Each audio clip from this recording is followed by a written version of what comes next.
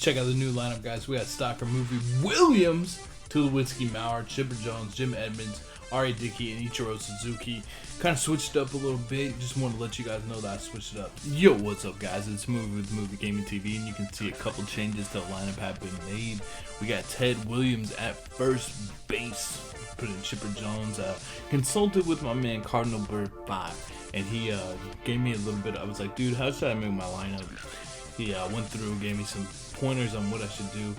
And one of the main things besides Ted in this video that we're going to talk about is an approach to the plate, which I got from CB5 that you guys can use in your gameplay.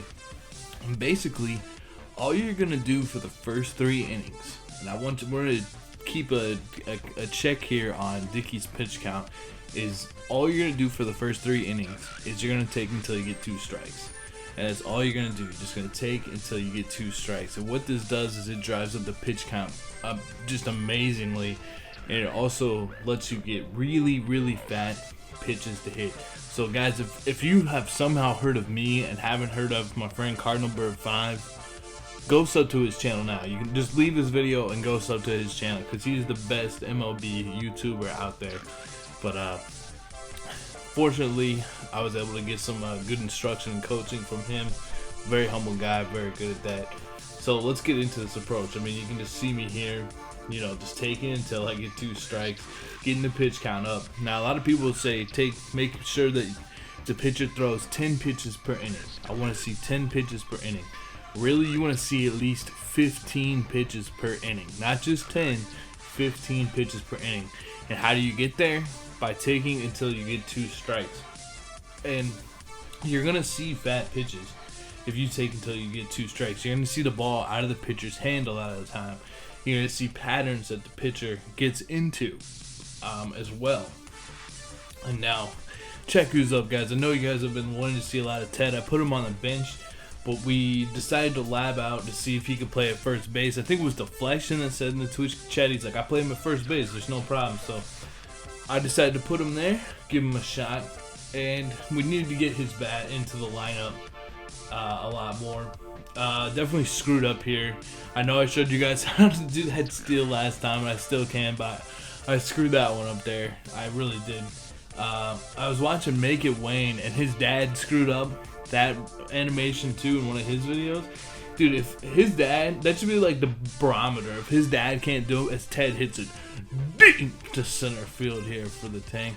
If his dad can't do it, I think that should be a barometer of it's messed up, okay? It's messed up in the game. But you can see Dickey's pitch count. We're already at 15 and we only have 1 out, so we've reached our goal. But we want to keep taking pitches as much as possible. And look how much down the middle that one was, because he doesn't want to get behind in the count. I mean, that was right down the middle. So now Joe Mauer's up.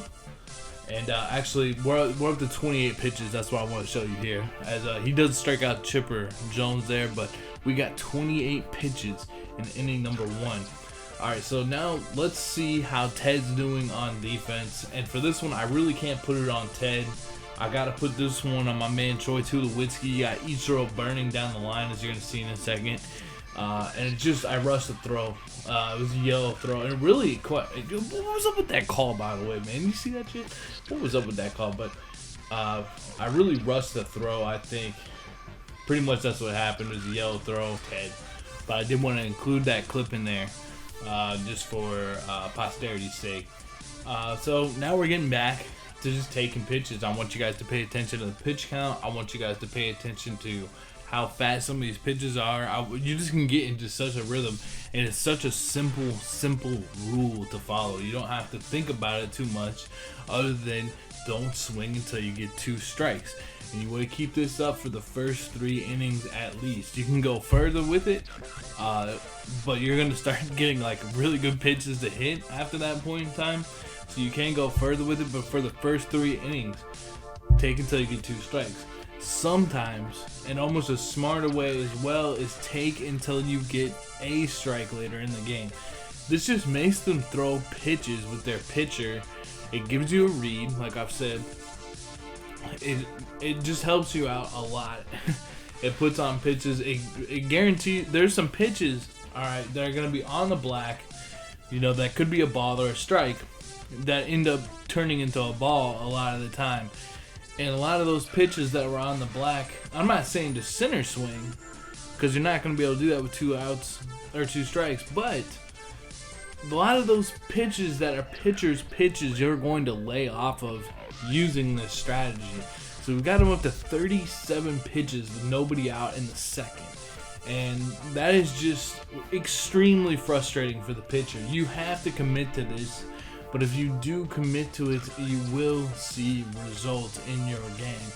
And I'm just very thankful I received this tip. It's really helping me out with my approach. And so I wanted to make a video to share it with you guys so that you guys can improve your game as well. Even if it means down the line you're going to end up beating me in a game, that's fine. I want you just to know and have this strategy in your tool belt as you move forward. So my base running was absolutely atrocious in this game, by the way. Second time we've already been out on the bases. The first time was that steal. The second time was there. That's bad. That's real bad. Make sure your base running's on point, guys. It's definitely one of the elements of baseball. There's pitching, there's defense, there's hitting, and then there's also base running. Base running is very important as well. And we're just working the count with Joe. You know, working the count. Wait until we get 2 strikes. And I hope at this point you're seeing, like, we're getting ahead in counts. We're making him throw so many pitches.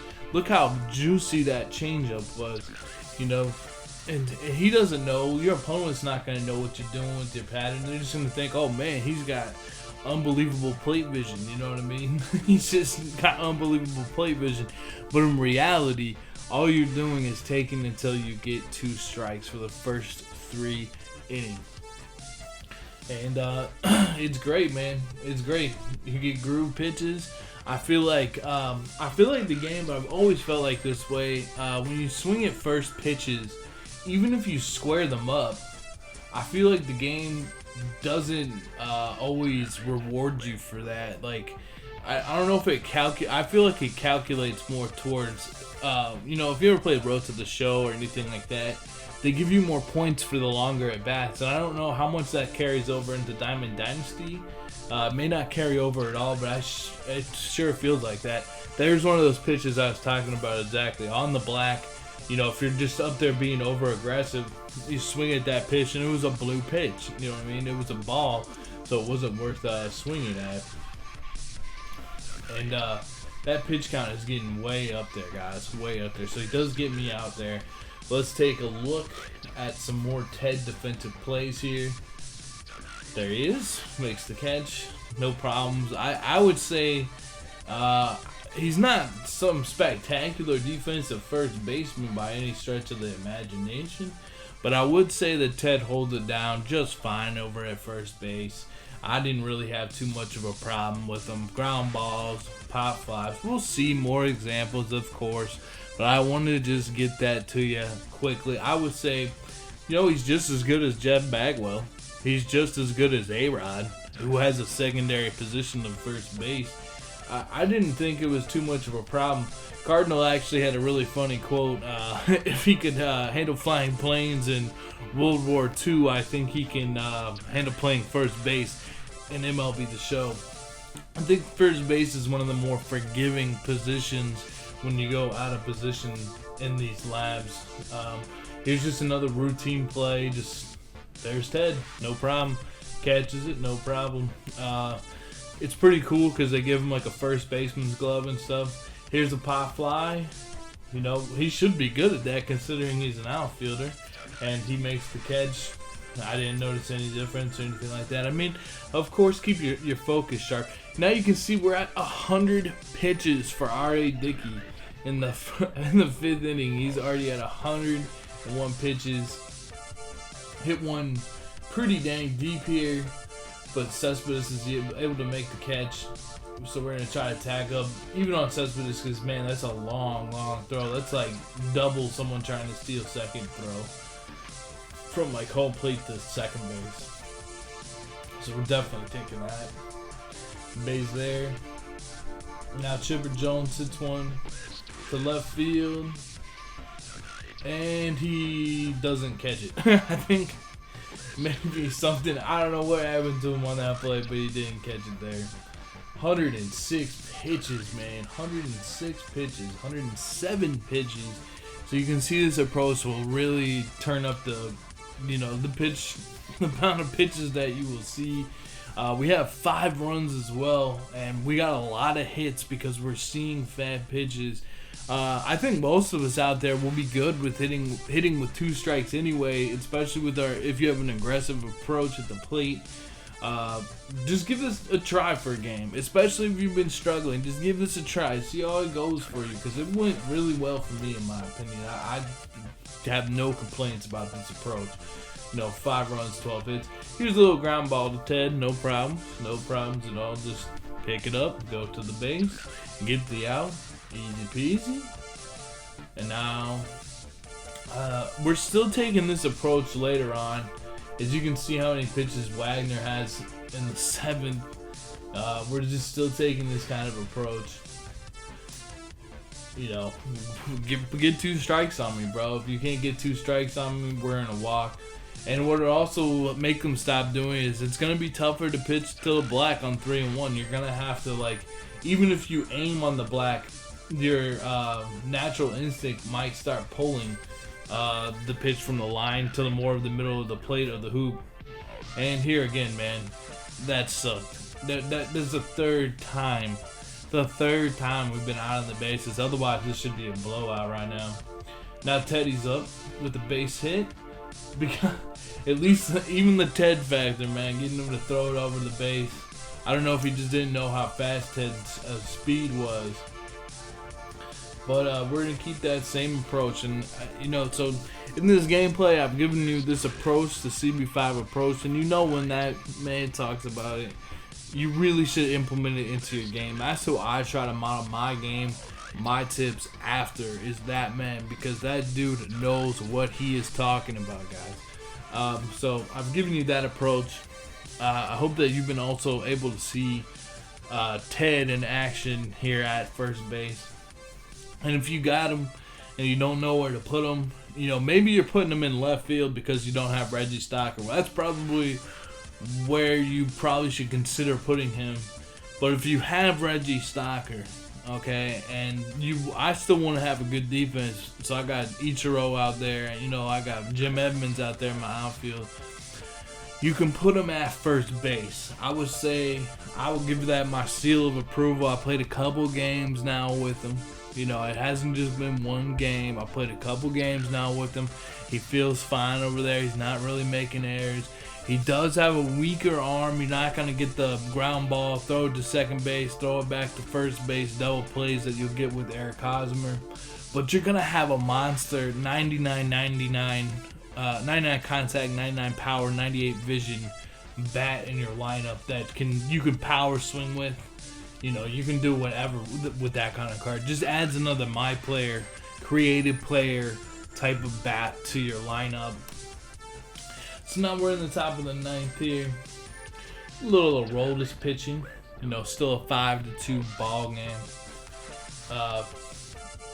Kind of fun to pitch with the Aroldis. You gotta love pitching with the Aroldis. I'm very interested to see how he's going to do with the Cubs. I know he's blown a couple saves, but once it gets cold outside, I don't know if you guys remember some of those Mets and Cubs games last year, and I know the Cubs lost, but when it starts to get cold outside, I don't want any part.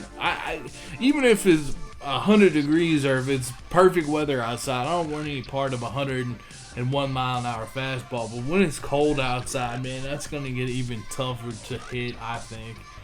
But Aroldis is always doing his job for the team, in my opinion. And just a solid reliever. Sliders inside. Terrible on the meter there, but got bailed out. Here's the pitch. Foul ball to the left side. Are you guys out there still playing a lot of MLB? You guys starting to play Madden, some other games? Let me know. We get the win here, though, and I'm very happy about that to get into the win column. Player of the game is Ted Williams. Guys, if you like this video, please drop a like on this video. Please hit that subscribe button on YouTube. We're almost at 5,000 subs. Will you be the 5,000 sub? I don't know. That'd be awesome though if you see this video later on. Follow me on Twitter and Twitch, and I hope to see you guys in the next video soon. Let me know if you want any other gameplays from any other games. I'm still going to be putting out MLB The Show, but if you want other games, let me know as well. And thank you guys. Have a great day. I hope you guys have a great day as well, and thank you so much for watching. Peace.